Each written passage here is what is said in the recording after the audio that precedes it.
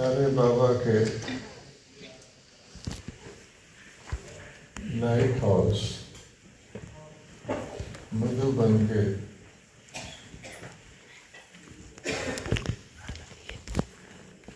निवासी आत्माओं बहन भाइयों का ये संगठन एक प्रकार से विशेष संगठन है। आप अन्य अनेक संगठनों को देखते रहते हो, उनकी सेवा में लगे रहते हो।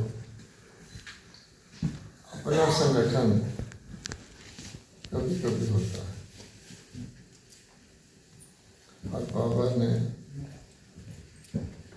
जितनी भी अव्यक्त मुरलियाँ चलाई हैं उनमें विशेष बार बार उन मुरलियों में मधुबन निवासियों की सेवा की प्रशंसा की, क्योंकि बाबा कहते हैं कि ब्राह्मणों की सेवा करने वाले ब्राह्मण अवश्य ही जो ब्राह्मणों की सेवा करें उनको डबल पुण्य की प्राप्ति होती है। और आप सबको अनुभव होता होगा कि समय पर तो सेवा होती ही है, लेकिन कोई समय हो, कोई भी समय हो, उसमें जब आप सेवा करते हैं तो आपको एक विशेष अंदर से आनंद की अनुभूति होती है। तो ऐसी स्थिति में रहने वालों के लिए बाबा कहते हैं कि ये सदा की ही लगातार आनंदमयी भट्टी है। भट्टी का नाम सुन के आमतौर पे समझा जाता है कि वहाँ तो बहुत टाइट होकर बैठना पड़ेगा, कर्म योग तो आसान है, परंतु भट्टी में बैठना वो तो जरा थोड़ा कठिन लगता है। बाबा कहते हैं मैंने बताया हुआ है कि मैंने अपने बच्चों को कभी भी कोई काम, कठिन काम भी कठिन रूप में करने नहीं दिया, क्योंकि भक्ति के अंदर बाबा जानते हैं कि अपने बच्चों की कितनी जन्म जन्मांतर की कठिनाइयाँ बाबा को पता है। और लास्ट मुरली जो अव्यक्त चली थी उसमें एक शब्द बहुत ही दिल को छूने वाला था। बाबा कहते हैं साथ रहेंगे, साथ चलेंगे, साथ राजधानी में राज्य करेंगे। और फिर बाबा कहता है कि भक्ति भी साथ ही शुरू करेंगे। तो बाबा हमें कैसा चक्कर लगवाता है कि देखो मैंने ब्रह्मा के दिन, ब्रह्मा की रात के रूप में हमारी सारी धूप छांव देखी। और बाबा हमको हमेशा कहते हैं कि केवल आत्मा के चक्कर की यात्रा की स्मृति करो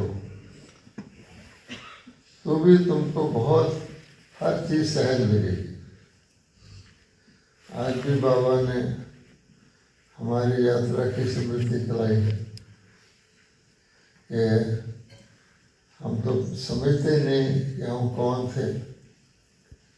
बहुत मुश्किल से बाबा ने हमारी बुद्धि में डाला है। गीत तो बज रहा था पद्मा पदम भाग्य। अब पद्मा पदम भाग्य किसी को मिल जाए तो उसके लिए छोटे मोटे भाग्य सौभाग्य कुछ भी नहीं होता। ऐसे में पदम पदम भाग्यशाली जिनको फिर सारी दुनिया की करोड़ों आत्माओं से बाबा ने स्वयं सिलेक्ट किया। दुनिया में भी सिलेक्शन होता है, मनुष्य आत्माएं करती हैं, अकेली नहीं करती। वो सोचते हैं अकेले की सिलेक्शन में कुछ कमी रह सकती है, तो सिलेक्शन कमेटियां बनाते हैं, सिलेक्शन करते हैं और वर्तमान समय की उनकी विशेषताओं को देखकर सिलेक्शन करते हैं। बाबा कहते कि मैंने जब आपको सिलेक्ट किया तो किस समय में किया?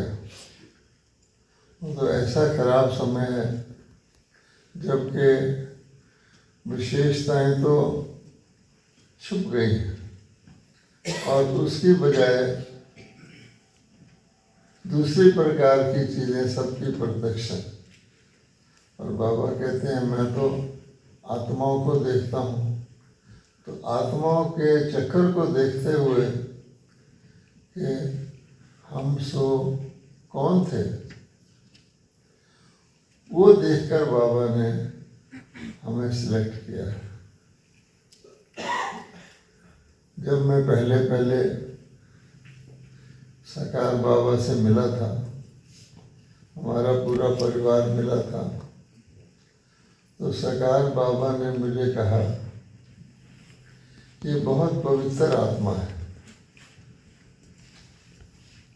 बाबा तो मुलाकात करके चले और मेरे मन के अंदर जैसे कोई तूफान होता है कि भगवान कह रहा है तुम पवित्र आत्मा हो, तुम तो कॉलेज के लड़के हो, और कॉलेज के लड़के जो भी उनके अंदर शरारतें होती हैं,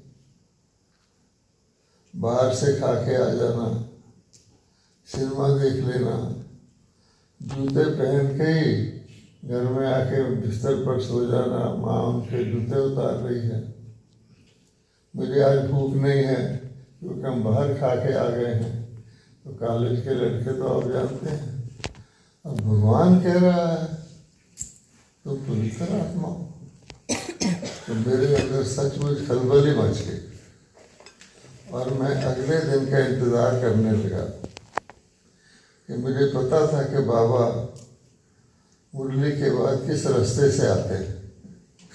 तो वहाँ एक गैरेज था जहाँ आयरनिंग होती थी, मोटी मोटी लोहे की इस्त्रियाँ होती थी जहाँ कपड़े इस्त्री होते थे। मैं वहाँ खड़ा हो गया एंड जब बाबा आए तो मैं सामने आके मैंने कहा बाबा आपने मुझे पवित्र आत्मा कहा है। तो मेरे को जैसे कि मेरे प्राण निकल गए, बाबा क्या कह रहा है? तो बाबा ने मेरे को गले से लगाया, थपकी दी, कहा बच्चे आज से लेकर तुम ब्राह्मण मर्यादाओं का पालन करोगे।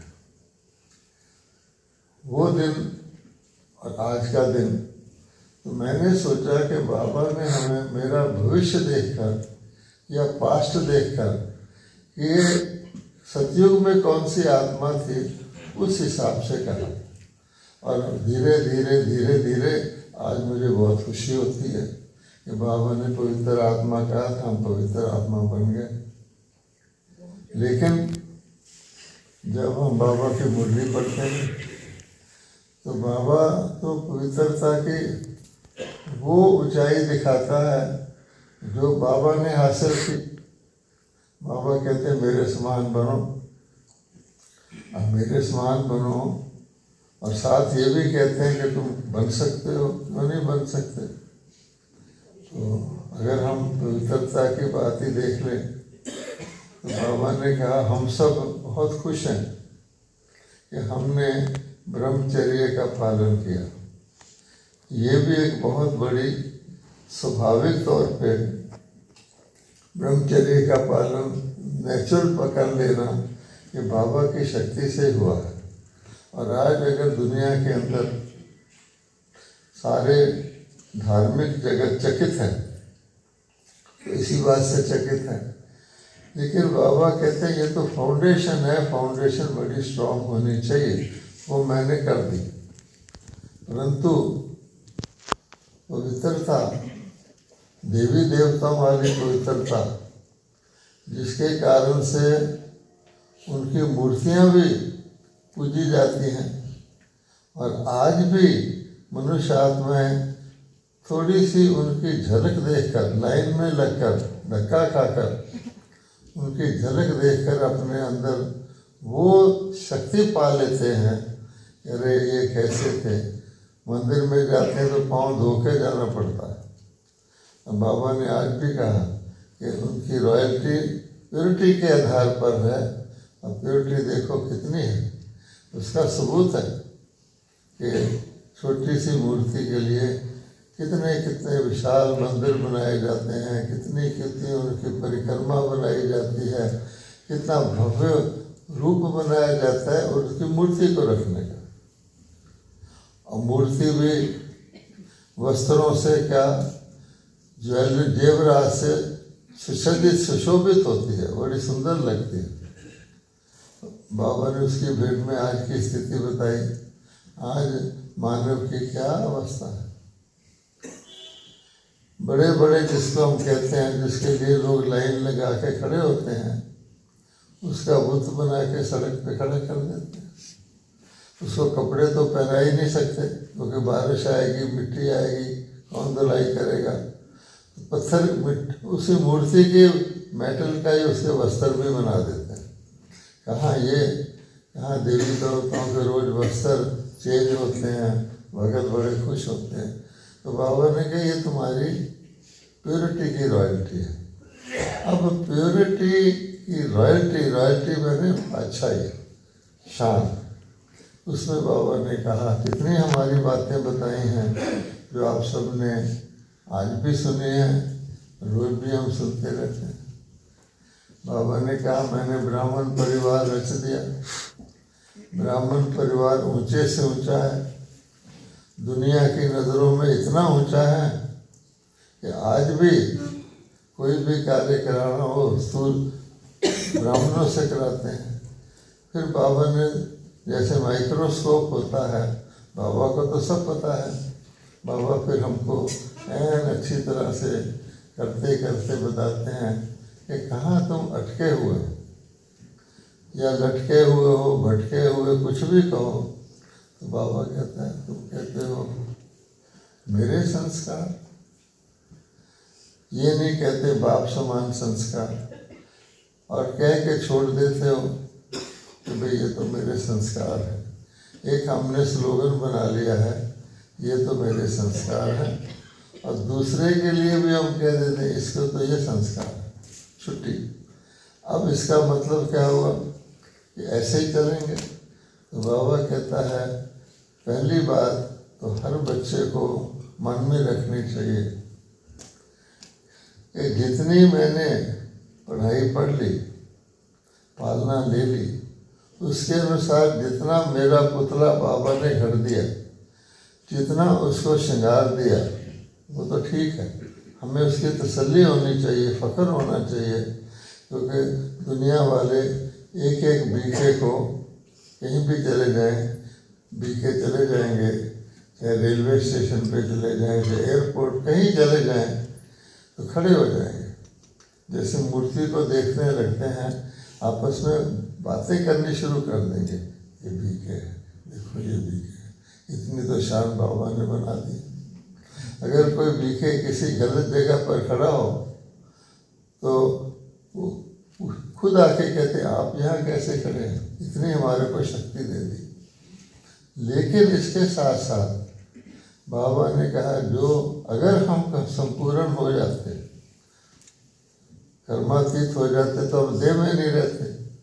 तो हमें हर वक्त ये याद रखना है कि हम अभी कंप्लीट नहीं हैं, हम स्टूडेंट हैं। हम इतना ज्ञान तो बाबा ने हमको दे दिया जो दुनिया से न्यारा है। किसी को एक भी बात बताओ तो चकित रह जाता है, लेकिन अपनी रीति से हम स्टूडेंट हैं, अभी हम संपन्न संपूर्ण नहीं बने। बन जाते तो शरीर में नहीं रहते। जैसे ब्रह्मा बाबा थे, माधेश्वरी थी, कितनी जल्दी बन गए, उनका एक ही फोकस था। माधेश्वरी तो सबसे पहले बन गई, ब्रह्मा बाबा भी बन गए। ब्रह्मा बाबा को पता थोड़ी था कि मैं बन गया हूँ, लेकिन जब वो 18 जनवरी आई, बाबा ने उनको शरीर से छुड़ा दिया। अब तो ये अव्यक्त हो गए, अव्यक्त के लायक है, और आगे की बातें उनकी बाबा ने चालू कर दी। लेकिन हम शरीर में हैं। अब हमें बाबा एक खास बात कह रहे हैं कि समय की बात कह रहे हैं। एक होता है किसी को पता है कि अभी समय पड़ा है, वो नॉर्मल स्पीड से चलता है। किसी को पता लगता है कि अब समय कम रह गया है तो ज़रा तेज चलता है। लेकिन अगर समय बिल्कुल कम हो, अब बाबा ने कह रखा है इतना कम है कि हमारा शरीर तो कभी भी छूट सकता है। हम अपनी आंखों से देखते हैं कितने लोगों को हम विश्राम घाट में ले जा चुके हैं, खुद अपने हाथ से उनका संस्कार किया। तो उनको किसी को भी पता थोड़ी था कि मैं आज नहीं रहूँगा। ऐसे ही उस हिसाब से तो बिल्कुल ही थोड़ा है। उसको देखते हुए हम ये जो एक स्लोगन बनाया है कि मेरे संस्कार हैं, बाबा ठीक कर रहा है, हो ही जाएंगे, अंत तक तो हो ही जाएंगे, ये एक माया का बहुत बड़ा हमारे साथ छलावा है। उस कारण से माया हमको अलबेला बना देती है, आलस में ले आती है। तो फिर हम हर काम करते हैं, लेकिन उसको फाइनल समझ के नहीं करते। ये अच्छा कर लिया, कल से अच्छा हो गया, कल और अच्छा हो जाएगा।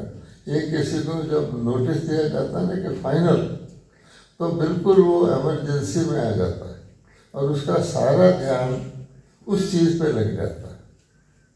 जैसे हम कोई हॉस्पिटल में आईसीयू में पड़ जाए जाके, अब उसको देखिए घंटा घंटा वैल्यूएबल हो जाता है कि सुबह तक रहेगा कि नहीं रहेगा, और वो भी इतना चौकन्ना हो जाता है, उससे और कुछ नहीं सूझता। उसको कोई कहो कि अपनी घटना सुना ना, वो तो उसका बिल्कुल अपरामान होता है, पर किसी तरह मैं इससे बाहर आ जाऊँ।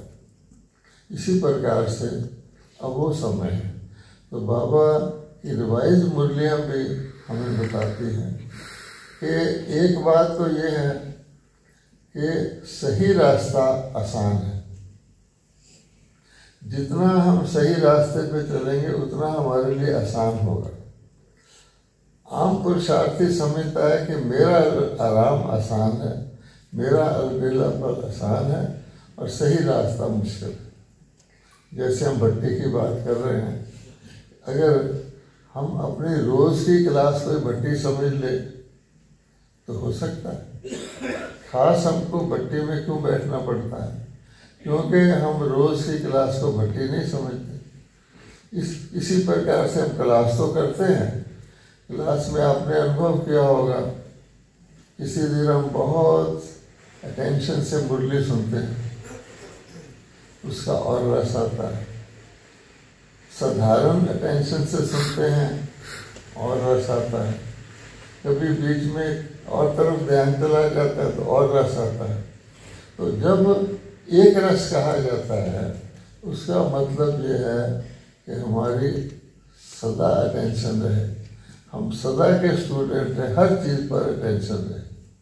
और उसके लिए बाबा ने हमको कहा, बच्चों को सारा पता है, मेहनत भी करते हैं, कोई विशेष परिस्थिति आती है, विशेष दिन आता है, विशेष मास आता है तो ध्यान भी रखते हैं।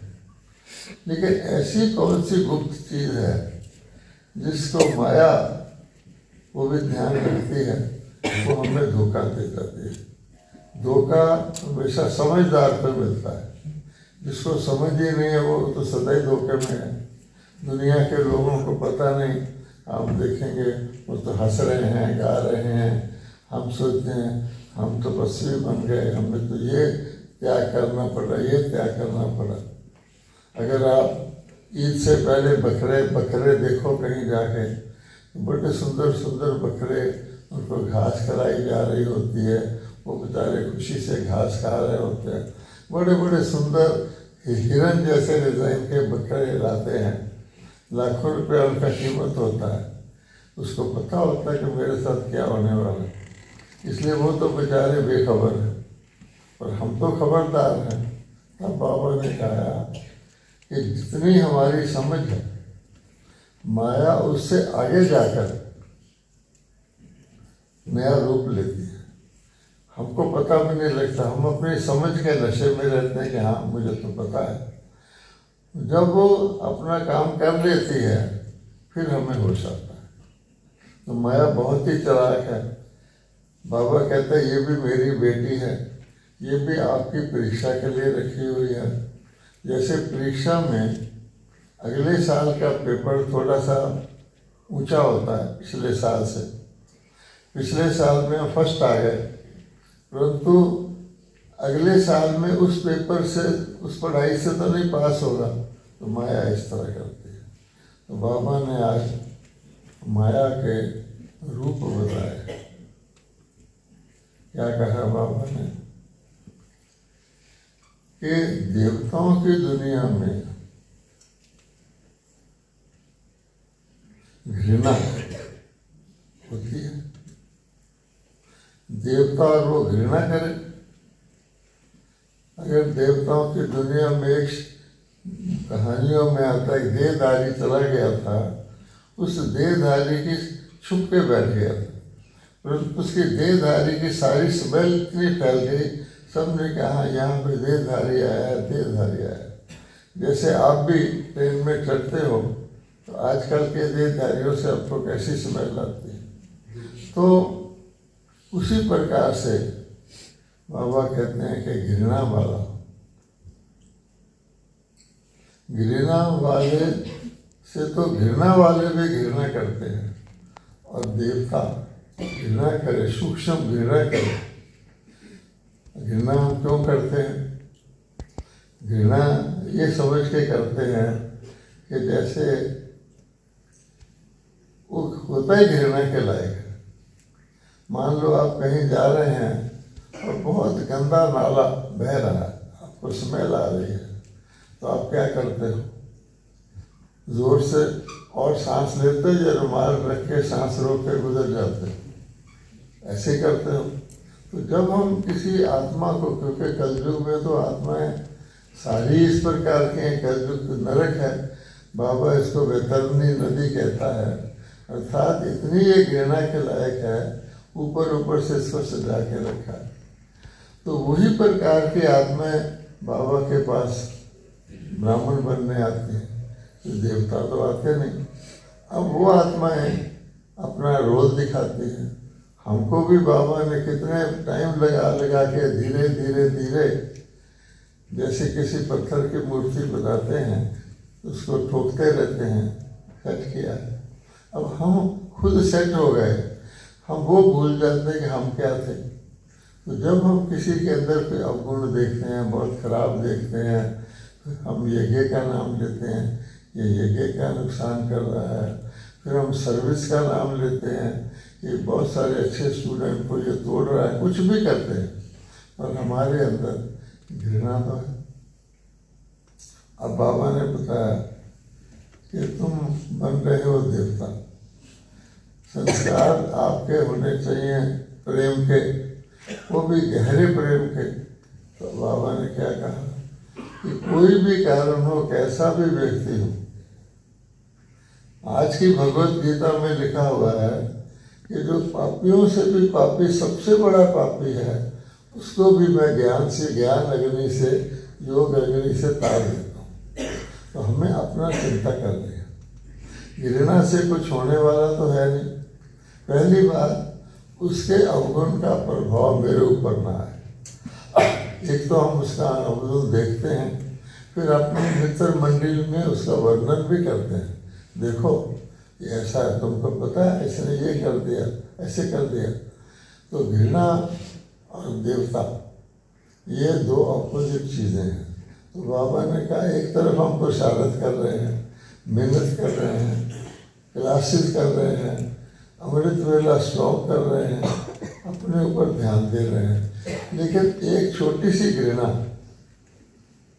जो हमारे में होनी ही नहीं चाहिए वो आ जाती है। दूसरा बाबा ने कहा ईर्षा, वो अच्छा हो रहा है, मैं कम अच्छा हो रहा हूँ, मेरे को ईर्षा आ गई। अब ईर्षा अंदर ही अंदर काम शुरू कर देती है, इसको चांस देते हैं, इसका फलाना रिश्तेदार है, ये पैसा ज़्यादा देता है, कुछ ना कुछ करा के, लेकिन वो मन से ईर्षा का कीड़ा निकलता ही नहीं। और ईर्षा जैसे एक चिता होती है उस प्रकार से हमें जलाती रहती है। और सबसे कॉमन बात बाबा कहते हैं, बाबा ने इंग्लिश में कहा क्रिटिसाइज, लेकिन दूसरे के अवगुण देखना। कोई आएगा, हम उसको अपने को उससे बेटर मन में सोचने के कारण से हम उसका कोई ऐसा अवगुण देख लेंगे, ये ऐसे व्यक्ति नहीं करता, तो हर एक का अवगुण देखेंगे। अगर सारी सभा में किसी को कहीं यहाँ बैठ के एक एक का अवगुण बता, तो लिस्ट बता देंगे, ना भी बताए तो मन में रहेगा ये मेरे साथ अन्याय करता है, जो भी कुछ करता है। पर देवताओं के अंदर तो ये नहीं होता। हमारा स्लोगन है अवगुण ग्रहण न छोड़ो, गुण ग्रहण करो। और अगर हमने गुण ग्रहण किए पर उसमें एक अवगुण भी ग्रहण कर लिया तो हमारे गुण बेकार है। पूरी बाल्टी अमृत में अब 2 ड्रॉप जहर के डाल दो, अब वो क्या होगा?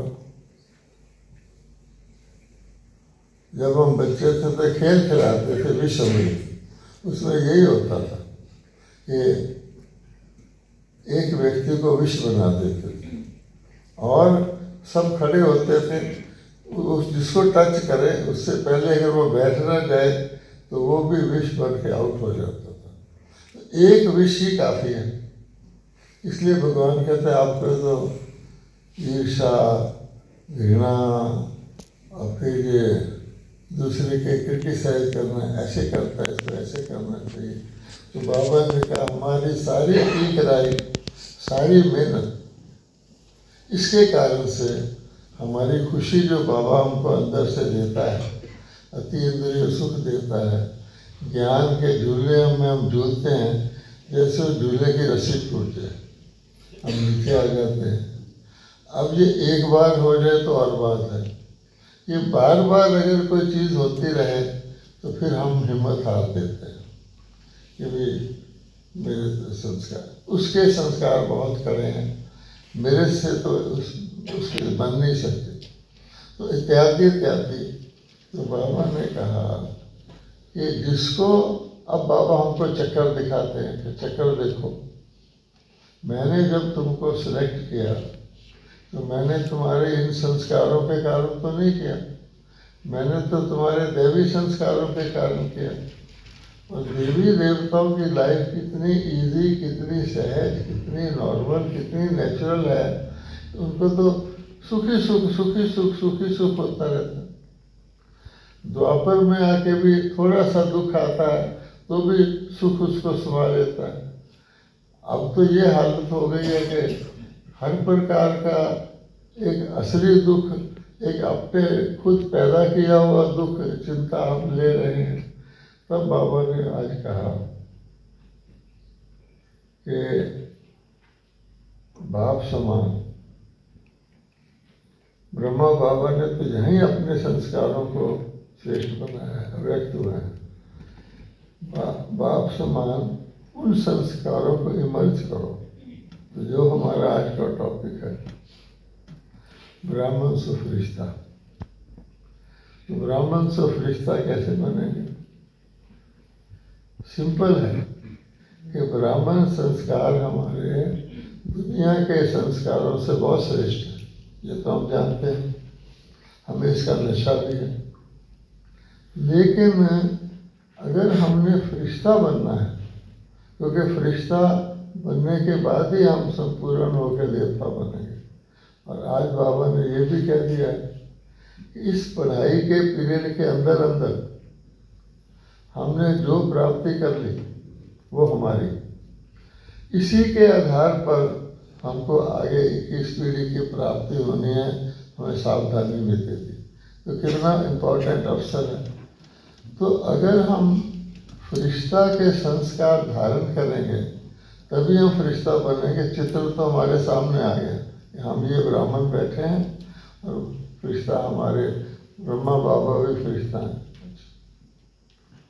अब इस गैप को हमें पूरा करना है। तो अगर हम ब्राह्मण बन के ही चलते रहेंगे हम तो ब्राह्मण ही रह जाएंगे। तो जैसे कोई बच्चा स्कूल से कॉलेज में जाता है तो स्कूल की बात और होती है, अब कॉलेज में दूसरी पढ़ाई होती है, दूसरे साथी होते हैं। अब अगर हमें ब्राह्मण से फरिश्ता बनना है तो हमें फरिश्ता के संस्कार चाहिए। इसका अर्थ क्या हुआ कि हम फरिश्ता रूप धारण करके ब्राह्मण जीवन बिताएं। तो इतनी मोटी बात अगर हम याद कर लें कि नीचे से ऊपर जाना तो मुश्किल होता है, मेहनत लगती है, क्योंकि नीचे वाली चीज़ नीचे खींच लेती है। लेकिन ऊपर से नीचे आने वाले को सदा पता रहता है कि मेरा स्थान ऊपर है, मैं काम काज के लिए नीचे आया हूँ।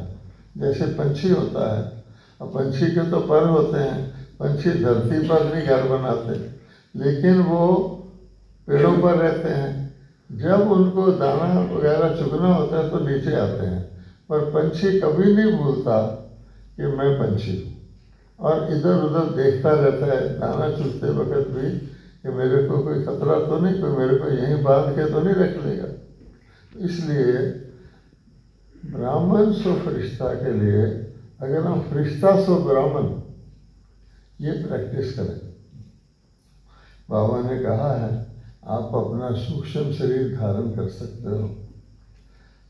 बाबा ने हमें पूरा सूक्ष्म लोक बना के दिया है, अव्यक्त लोक। ये अव्यक्त लोक सतयुग में नहीं होता, किसी के लिए भी नहीं होता।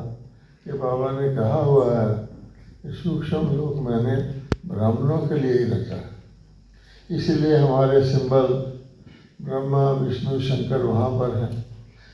तो शिव बाबा कहते हैं अब तो ब्रह्मा बाबा स्वयं और सारी आत्माओं ने पुनर्जन्म ले लिया, लेकिन ब्रह्मा बाबा स्वयं उस सूक्ष्म लोक में हैं और कहते हैं कि मैं हर बच्चे को, मैं तो शरीरधारी था, शिव बाबा तो हैं ही, अब तो कंबाइन है, हर बच्चे को हर समय पूरी मदद करने की ऑफर करता हूँ कि जब भी बच्चा फील करे मैं अकेला हूँ, मेरे संस्कार हैं, मेरे से नहीं होता, तो बाबा के प्रेम में खो जाओ। तो बाबा कहता है प्रेम ऐसी चीज़ है, कहते हैं प्रेम पत्थर को पिघला देता है, तो क्या प्रेम हमारे पत्थर जैसे संस्कारों को नहीं पिघला सकता? जिसको हम कहते हैं मेरे संस्कार, कोई भी हो, आलस का संस्कार हो, ज़्यादा बोलने का संस्कार हो, धर्म का संस्कार हो। आप देखेंगे दुनिया में भी कोई व्यक्ति वृद्ध अवस्था को पाता जाता है तो उसकी लाइफ में चेंज आती जाती है। जब वो युवा होता है उसको रंग बिरंगे कपड़े, सैर करना, घूमना, तेजी से बोलना बहुत शौक होता है। जैसे जैसे वो वानप्रस्थी होता जाता है, वो ठहरता जाता है, बहुत ज़्यादा हलचल में नहीं होता। ऐसे बाबा कहते हैं कि मैं तुम बच्चों को सूक्ष्म लोक में, जिसको हम वानप्रस्थ भी कह सकते हैं, ले जाता हूँ। तो वहाँ हम वहाँ रहकर वहाँ के संस्कार धारण करके हम धरती पर आए। सबसे बड़ा जो माया का अटैक है वो आलस्य के द्वारा होता है। आलस्य। मिलिट्री वाले भी जब उनकी लड़ाई लग रही होती है तो आलस नहीं करते। आग बुझाने वाले भी कभी आग लगी हो तो रात का टाइम भी हो तो आलस नहीं करते। हम भी जब हमें कोई इमरजेंसी होती है हम आलस नहीं करते। आलस एक धोखा है।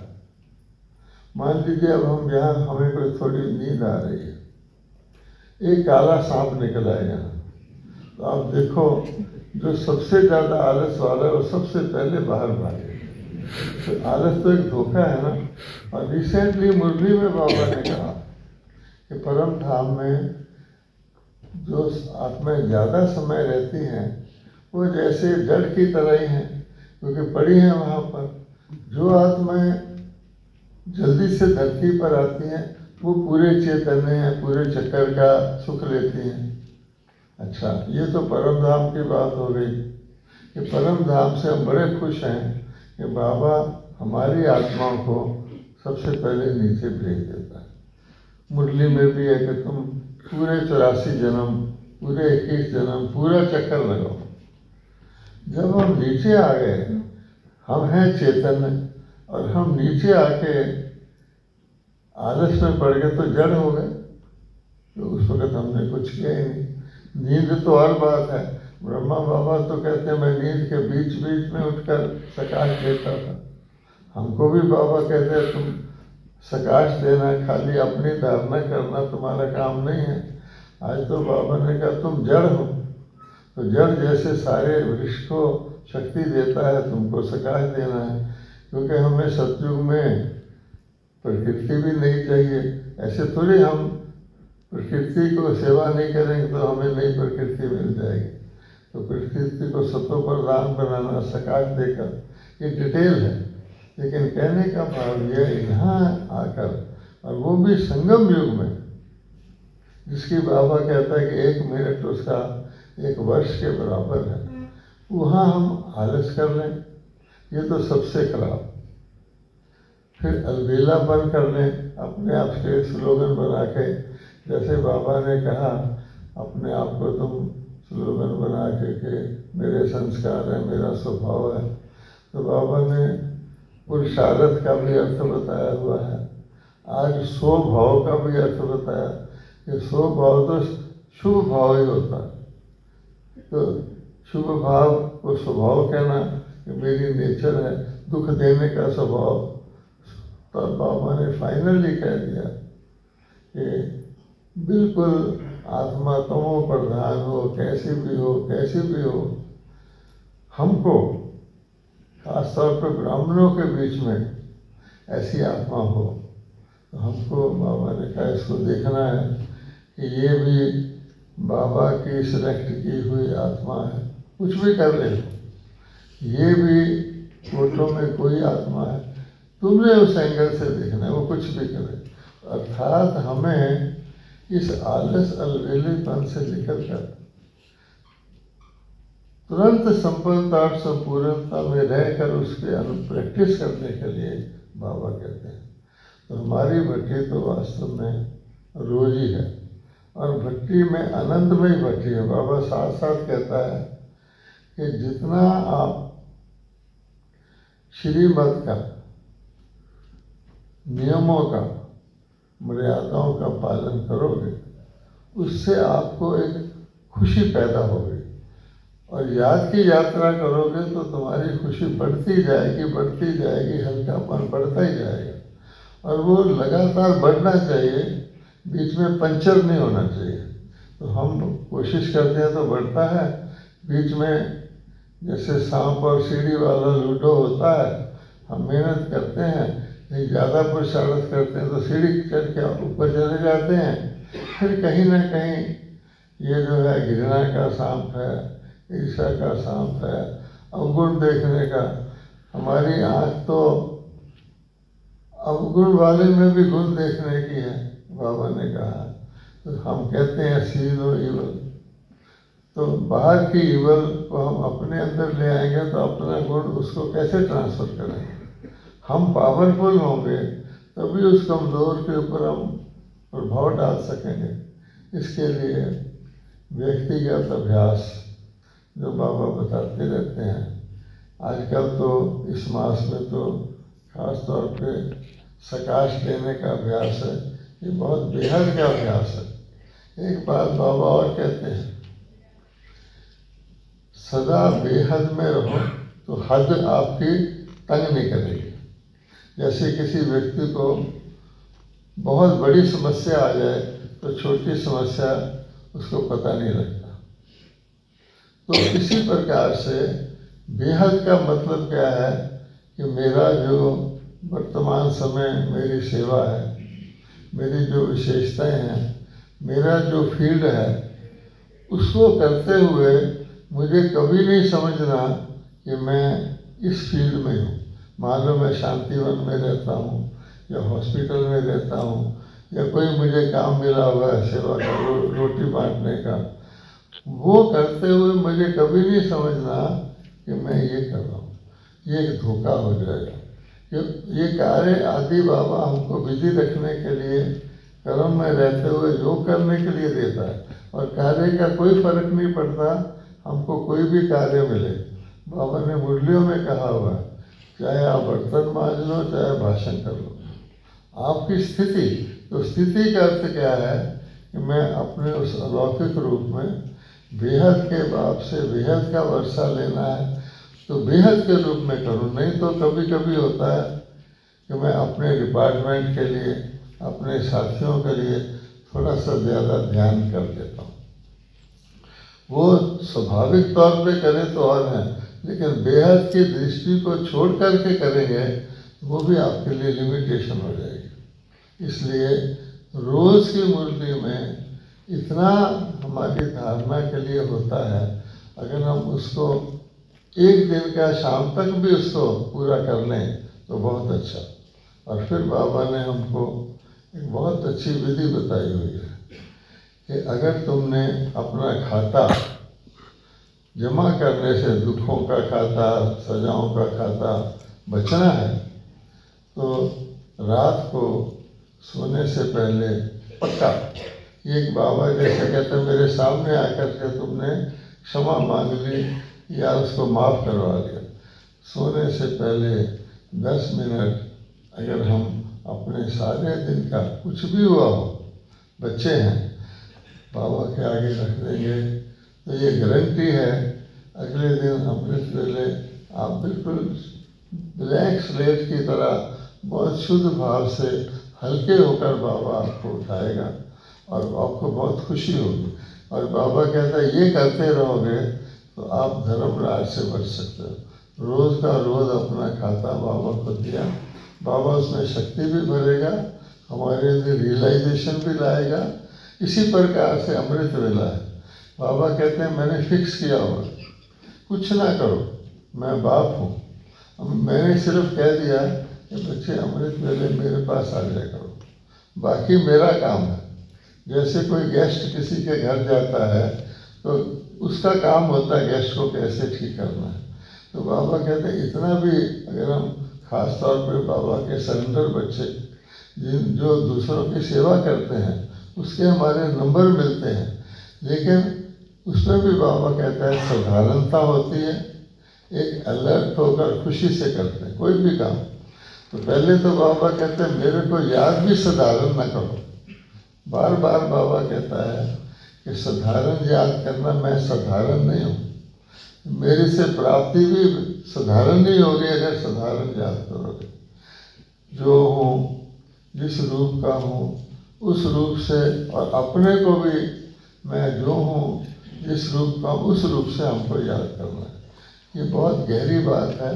ब्रह्मा बाबा स्वयं भी इसी अभ्यास में, पहला अभ्यास क्या था, मैं आत्मा हूँ, मैं आत्मा हूँ, मैं आत्मा हूँ। अपनी पत्नी का नाम लेके जो यशोदा आत्मा है, आत्मा है। अच्छा, फिर हमको भी बाबा ने कहा हुआ है कि वास्तव में तो हम एक छोटी सी बिंदी हैं। आजकल तो मोटा मोटा तिलक लगाते हैं लोग, बिंदी को भी बड़ा गिनते हैं, लेकिन छोटी सी बिंदी है। क्या हम वही चेतन है।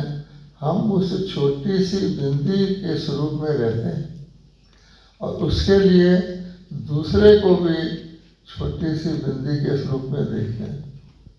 ये बहुत इम्पोर्टेंट है, क्योंकि जब बिंदी देखेंगे तो बाबा कहते हैं कि मैं भी छोटी सी बिंदी हूँ। तो हम आत्मा मस्तिष्क के बीच में हैं, बाबा परम धाम में हैं। अगर हमने बाबा को याद करना है तो बिंदु को बिंदु रूप में याद करना है। अब आप देखिए कि बिंदु में तो सब कुछ समा जाता है। अभी ताजा मुरली में बाबा ने एक और तरीका बताया कि जब हम शरीर छोड़ते हैं, उस शरीर छोड़ने के बाद हमारी क्या स्थिति होती है?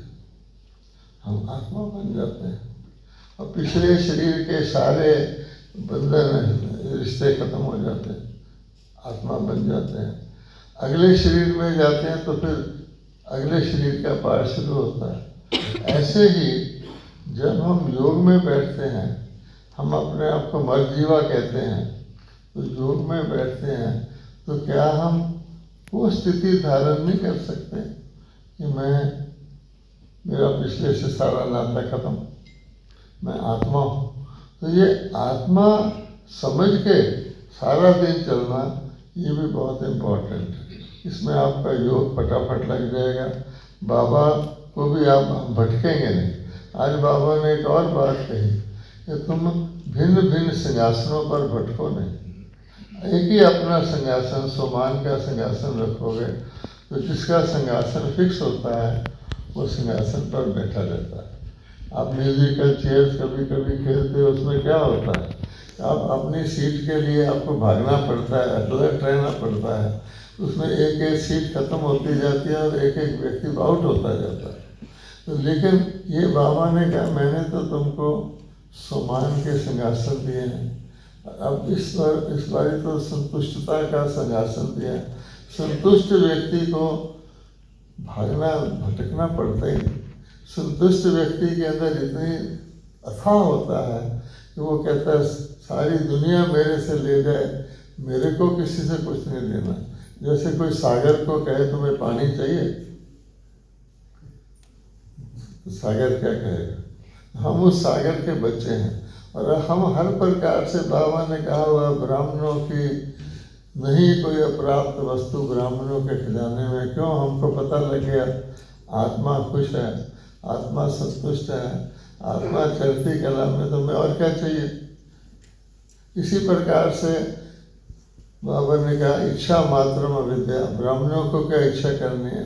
जो ही हम इस नियम से थोड़ा सा हटते हैं, हम दूसरे को देखते हैं, थोड़ी मुझे सुविधा मिल जाए, थोड़े मुझे साधन मिल जाए, उसमें पड़ जाते हैं तो हमारे वो बिंदु रूप भी चले जाता है। हम अलौकिकता से लौकिकता में आ जाते हैं। बाबा ने हमको लौकिक से अलौकिक में लाया। हमारा जीवन ही अलौकिक है और हम उसकी बजाय अलौकिक में रहकर लौकिकता में आ जाते हैं। इसलिए फालतू बोलना, न्यूज़ सुनना, दुनिया की चीज़ों में इंटरेस्ट लेना, जितनी भी डिटेल है, जब आप व्यक्ति बिंदु बनता है उसका क्या मतलब होता है कि सब कुछ समेट लिया। बिंदु बनने का बार बार अभ्यास करने से हमारा मार्ग सहज हो जाएगा। मोटे शरीर को कहीं से गुजरना मुश्किल होगा, सूक्ष्म शरीर तो आसानी से गुजर जाता है। तो ब्रह्मा बाबा इसीलिए सूक्ष्म हुए कि फुल सारा टाइम एक्टिव।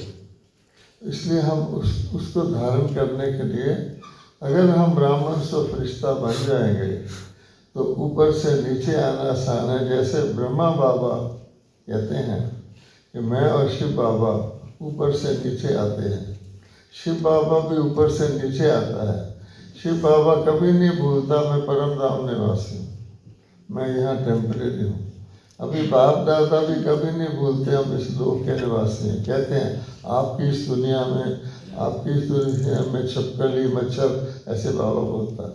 तो हम क्यों नहीं उस स्टेज में जीते जी रह करके हम भोजन करें फरिश्ता बन के कर सकते हैं। आप देखेंगे गुलजार दादी हमारे पास रहती थी, फरिश्ता बन के भोजन करती थी, जरा जरा थोड़ा थोड़ा भोजन करती थी, धीरे धीरे करती थी।